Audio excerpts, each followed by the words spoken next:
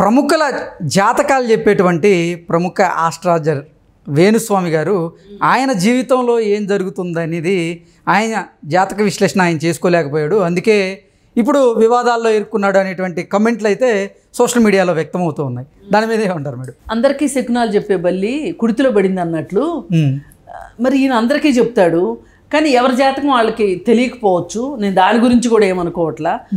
కానీ మరి జాతకాల్లో ఇంత విశిష్టత ఉంది, ఇంత నమ్మకం ఉంది అనుకున్నప్పుడు తాను నమ్మితేనే కదా నలుగురికి చెప్పగలుగుతాడు. అలాంటి పరిస్థితిలో ఈయన జాతకం ఇంకెవరితోనో ఎందుకు చూపించుకోలేదు? ఈ దేశంలో జ్యోతిష్యులకి కొదవా?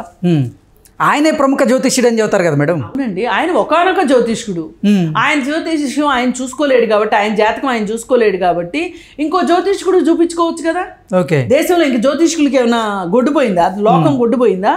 పోలేదు కదా. ఆ మధ్య కేరళలో ఒక జ్యోతిష్యుడు చెప్పాడు కదా, ఈ సంవత్సరం సాధారణ వర్షాలు పడతాయని చెప్పాడు. 4 సంవత్సరాల క్రితం వరదలు వచ్చినప్పుడు ఎన్డీఆర్ఎఫ్ దళాలు ఆయన్ని ఇలా పట్టుకుని తీసుకుని వస్తే కింద క్యాప్షన్ పెట్టారు, ఈయన ఈ సంవత్సరం సాధారణ వర్షాలు పడతాయని చెప్పారు. అలాంటి జ్యోతిష్యుడి దగ్గరికైనా వెళ్ళి ఉండొచ్చు కదా. ఆయన ఇంకా బతికే ఉన్నాడు కేరళలో. చాలామంది ఉంటారండి జ్యోతిష్యులు. ఎందుకు ఉండరు?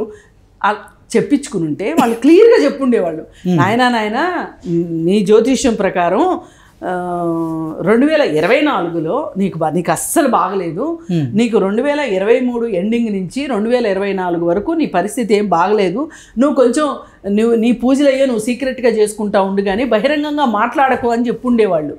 ఆ చెప్పుంటే గనక ఈయన ఆంధ్ర ఎలక్షన్స్ గురించి మాట్లాడేవాడు కాదు, తెలంగాణ ఎలక్షన్స్ గురించి మాట్లాడేవాడు కాదు, ఇప్పుడు ఈ నాగ చైతన్య శోభిత పెళ్లి గురించి మాట్లాడేవాడు కాదు. ఈ 3 మాట్లాడలేదు అనుకోండి. ఈ మధ్యకాలంలో ఆయన మీద వివాదాలు ఏమున్నాయి? అసలు ఈ 3 ఉన్నాయి. అంటే వెనకమాల బ్యాక్ డోర్లో చాలా జరుగుతున్నాయి, ఆయన ఆఫీస్లో జరుగుతున్నాయి. ఎంత జరుగుతున్నాయి అంటే ఎవరొచ్చి ఆఫీస్ మీదకి వచ్చి గొడవ చేస్తారోనని వాళ్ళు ఏంటంటే నల్ల డ్రెస్సులు వేసుకుని ఉండే వాళ్ళు ఏంటంటారు, బౌన్సర్స్ని పెట్టుకున్నాడు ఆయన. 6 బౌన్సర్స్ ఉన్నారు ఆయన ఆఫీస్ ముందు. ఎందుకుంటారండి బౌన్సర్లు? అసలు ఎందుకు ఉండాలి బౌన్సర్లు? అసలు నీకు అంత భయం దేనికి?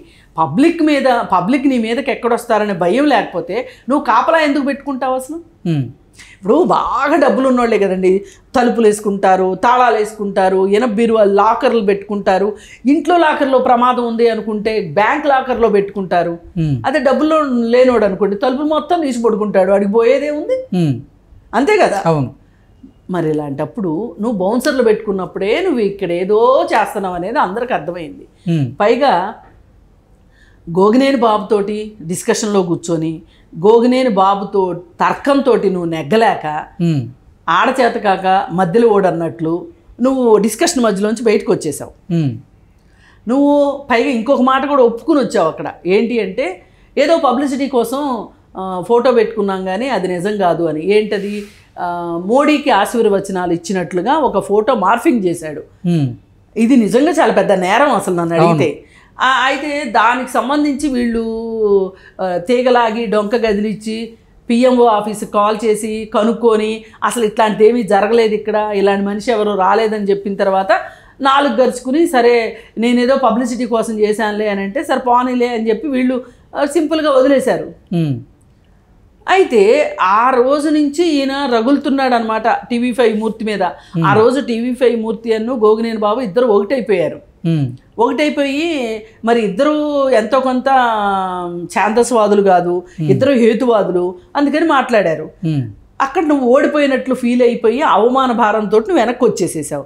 వచ్చిన తర్వాత ఈ మధ్యకాలంలో ఏదో ఒక ఇంటర్వ్యూలో చెప్పుకుని వచ్చాడు. ఏమనంటే గోగినేని బాబు మీద పూజలు చేసి ఈయన ఒక గుమ్మడికాయ బగలు కొట్టాడంట. దెబ్బ గోగినేని బాబు ఆస్ట్రేలియాకి పారిపోయాడంట. ఇండియాలోనే లేకుండా పోయాడు. పైగా ఎంత సిగ్గులేని బతుకుతున్నాడు తెలుసా ఆస్ట్రేలియాలో. పెళ్ళాం ఉద్యోగం చేస్తే పెళ్ళాం జీవితం మీద పడి బతుకుతున్నాడు. ఎంత సిగ్గులేని తనవండి అని మాట్లాడాడు. మాట్లాడితే సరే నేను అనుకున్నా ఎప్పుడో రోజు నీకు కూడా అలాంటి బతుకోటి వస్తుందిలే, రాకుండా ఎక్కడికి పోతుంది, ఇంతకంటే ప్రగల్భాలు బలికిన వాళ్ళే నేలమట్టం అయ్యారు అని నేను అనుకున్నా. పైగా ఇంకొకందుకు ఎందుకు కోపం వచ్చిందంటే నాకు హౌస్ వైఫ్లుగా ఉండటమే ఆడవాళ్లే ఉండాలా, హౌస్ హస్బెండ్స్గా ఉండకూడదా మగవాళ్ళు?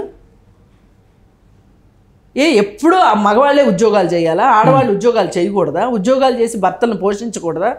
ఏదైనా ఒక లక్ష్యం కోసం పనిచేస్తున్నారు అనుకోండి భర్తలు, భార్యలు వాళ్ళకి తిండి పెడితే తప్ప?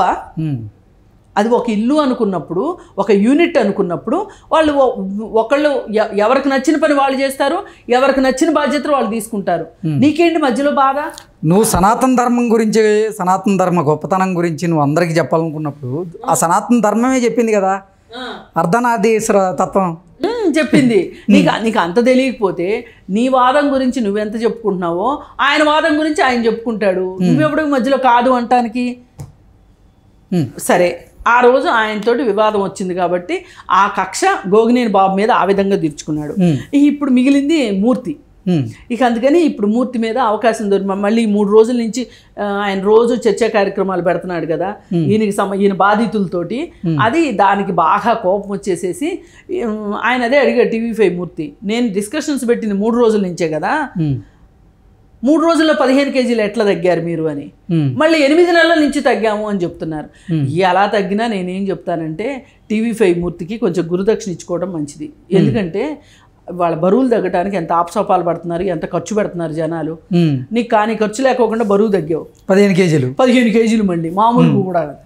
సరే, ఇప్పుడు నువ్వు వీడియోలు చేస్తూ మాకు ఆత్మహత్య శరణ్యం అని చెప్పి నువ్వు చెప్తున్నావు కదా, అలాంటి పరిస్థితుల్లో మీ ఆవిడ చాలా ధైర్యంగా ధీమాగా కూర్చుంది, నువ్వేమో పిల్లిలాగా నక్కి నక్కి నక్కి చాలా బీరువులాగా కూర్చున్నావు. చూస్తే మరి కర్మ రిటర్న్స్ అంటారేమో దీన్నే, చేసుకున్నోడికి చేసుకున్నంత అంటారు. వీటన్నిటి నేపథ్యంలో ఇంకా తేలాల్సింది ఏంటి అంటే, అసలు వాళ్ళు నిన్ను నిజంగా బెదిరిస్తే, బ్లాక్మెయిల్ చేస్తే నువ్వు చేయాల్సింది ఏంటి? పోలీస్ స్టేషన్కి వెళ్ళి కంప్లైంట్. ఇవాళ మూర్తి ఎందుకు వెళ్ళి ఇచ్చాడు? మూర్తి దగ్గర నిజాయితీ ఉంది కాబట్టి ఇచ్చాడు. మీకులాగా దొంగ టేపులు 2 ఆర్టిస్టులతోటి మాట్లాడిస్తే భయపడేవాడు. మూర్తి ఛాలెంజ్ చేస్తున్నాడు ఏమని, అసలు నాకు ఫోన్ చేసింది ఎవరు, నేను ఫోన్ చేసింది ఎవరికి, ఆ ఇద్దరు ఎవరు, అసలు వాళ్ళిద్దరు మాట్లాడుకున్న దాంట్లో మూర్తి ఉన్నాడా? అదే ఆయన అదే అడుగుతున్నాడు. ఒకవేళ వాళ్ళు నాకో నేను వాళ్ళకో ఫోన్ చేయాలి కదా, నా కాల్ లిస్ట్ అంతా ఇస్తాను, నాకున్నది ఒకటే ఫోను, లేదు వాళ్ళు వాళ్ళ ఫోన్లోకి నా నెంబర్ నుంచి ఫోన్ వచ్చి ఉండాలి కదా, లేదంటే నా తాలూకు మనుషుల దగ్గర నుంచి ఫోన్ వచ్చి ఉండాలి కదా అన్నప్పుడు వాళ్ళకు వచ్చిన ఫోన్ నెంబర్ని బట్టి అయినా ఎవరో తీయండి బయటికి అని పోలీసులకు కంప్లైంట్ ఇచ్చాడు. ధైర్యం ఉండబట్టి పోలీసుల దగ్గరికి వెళ్ళాడు. ధైర్యం లేకపోతే మీకులాగా ఆత్మహత్య చేసుకుంటాను, అది చేసుకుంటాను, ఇది చేసుకుంటానని బెదిరించేవాడు. పైగా ఇంకొకటి ఏంటంటే, ఇప్పుడు ఈ ఆత్మహత్య నాటకాలు, ఈ డిప్రెషన్లు, ఈ స్ట్రెస్లు ఎన్ని బయటికి ఎందుకు వచ్చినాయి అంటే, రేపు 22వ తారీఖున మహిళా కమిషన్ ముందు హాజరు కావాలి. ఆ హాజరు అవటానికి ఎగ్గొట్టడానికి ఇదంతా ఒక ప్లాట్ఫామ్ రెడీ చేసుకుంటున్నారు. ఓకే, దీని బదులు నువ్వు మామూలుగా మంచు విష్ణువుకి చెప్పావు కదా, నేను ఇక నుంచి చెప్పను, కొనసాగింపుగా మాత్రమే చెప్పాను అన్నావు కదా, దాన్ని అంతటితో వదిలేసి ఒకవేళ మహిళా కమిషన్ దగ్గరికి వెళ్ళే పరిస్థితి వచ్చింది కాబట్టి వెళ్ళి అక్కడ కూడా నేను ఎవ్వరికేనండి అడగని వాళ్ళకి నేను జ్యోతిష్యాలు చెప్పనండి, ఇక నుంచి జరిగిన దానికి నేను క్షమాపణ చెప్తున్నాను అని హుందాగా బయటకు వచ్చేస్తే బ్రహ్మాండంగా ఉండేది. లేనిపోని ఇప్పుడు ఇది ఎలా అయిపోయిందంటే ఐవారం చేయకపోతే కోతి అయింది. ఇప్పుడు మూర్తిని ఏదో ఇరికించాలి, మూర్తి పాపులారిటీని ఏదో దెబ్బతీయాలని చూస్తే నీ పాపులారిటీ దెబ్బతింది. ఇప్పుడు నువ్వు కూరుకుపోయావు, తప్పు మీద తప్పు చేస్తున్నావు. ఒక అబద్ధం చెప్తే ఆ అబద్ధాన్ని కాపాడుకోవటానికి, ఆ అబద్ధాన్ని కొనసాగించడానికి ఇంకా ఇంకా ఇంకా అబద్ధాలు చెప్పాల్సి వస్తుంది. ఓకే, ఇది జరిగింది. ఈ పరిస్థితుల్లో ఈ గొప్ప జ్యోతిష్యుడు ఊరందరికీ జ్యోతిష్యాలు చెప్పి డబ్బులు సంపాదించుకొని ఊరందరినీ భయపెట్టి ఏమి సాధించాడో అర్థం కావట్లేదు. ఇప్పుడు ఎవరైనా మన దగ్గరికి వచ్చారనుకోండి, వాళ్ళకి ఉన్నవి లేని చెప్పటం ఎంతవరకు కరెక్ట్, అసలు వాళ్ళని భయపెట్టడం ఎంతవరకు కరెక్ట్, అసలు ఈ క్షుద్ర పూజలు చేయటము, ఈ దిగంబర పూజలు చేయటము, అలాగే ఆ కామాఖ్య దేవాలయం పేరు చెప్పి అక్కడ ఏవో మహిమలు ఉన్నాయి అని చెప్పి నేను మాంసంతో పూజ చేస్తాను, మందుతోను పూజ చేస్తాను, మగవుతోను పూజ చేస్తాను, ఇలాంటి మాటలన్నీ చెప్పి జనాల్ని నమ్మించి ఒక రకంగా మోసం చేయటం అన్నమాట. ఇది మనకి రాజ్యాంగంలో మన చట్టాల్లో కూడా ఉంది. ఈ మ్యాజికల్ రెమెడీసు, బ్లాక్ మ్యాజిక్, మహిమలు ఇట్లాంటివన్నీ చేస్తాము అని చెప్తే గనక ఎవరైనా బాధితులు చట్టాన్ని ఆశ్రయిస్తే గనక అది కేసు ఓకే చేయకూడదు. చట్టం కూడా ఉంది. కాకపోతే మన దేశంలో ఉన్న చట్టాలు ఏ దేశంలో లేవు, కానీ మన దేశంలో వాడనంతగా ఇంకెక్కడా ఉండదు. మనం వాడం, చట్టం ఉన్నా కానీ వాడం. అది మన బలహీనత. ఏది ఏమైనా ఎప్పటికైనా సరే వేణుస్వామి గురించి ప్రపంచానికి ఇన్ని నిజాలు తెలిసిన తర్వాత ఇలాగే ఈయనకు మహిమలు ఏమీ లేవు, ఆయన రక్షించుకోలేకపోయాడు, రక్షించుకోలేకపోయిన తర్వాత ఇంకా మహిమలు ఉన్నాయి ఏంటి విలువ, ఆయనకే పనిచేయని మనకెలా పనిచేస్తాయని ప్రజలు తెలుసుకోవాలి, ప్రజలకు అర్థం కావాలి. ప్రజలు మీరు గుడ్డిగా మీ భయంతోనూ మీ ఆశతోనూ జ్యోతిష్యుల్ని ఆశ్రయించొద్దు. మిమ్మల్ని మీరు నమ్ముకోండి. మీ శక్తిని మీరు నమ్ముకుంటే మంచో చెడు ఏదో ఒకటి జరుగుతుంది.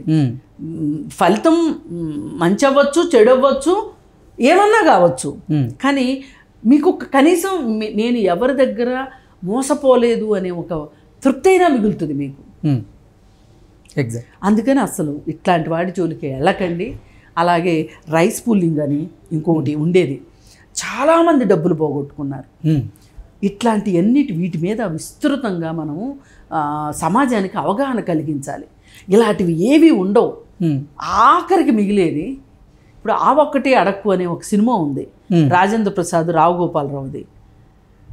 ఆ సినిమాలో అది చాలా సరదాగా నడుస్తుంది, కానీ చివరిలో ఒక సీరియస్ మాట చెప్పాడు.